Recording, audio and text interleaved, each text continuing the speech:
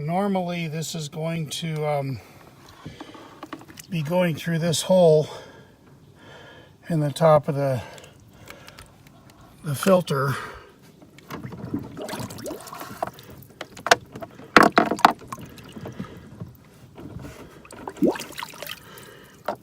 Okay, this is this hole will normally, this is where your cable will normally go through. We're not going to use it in there, but you can see there is a this little tube where it goes in.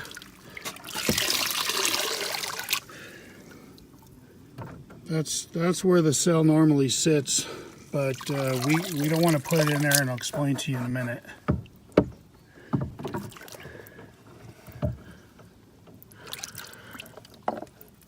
Okay, so we put a plug in here, and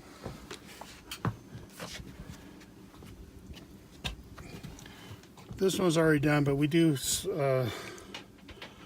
supply this plug that you can stick down in here and tighten up. That'll seal off this hole for better filtration.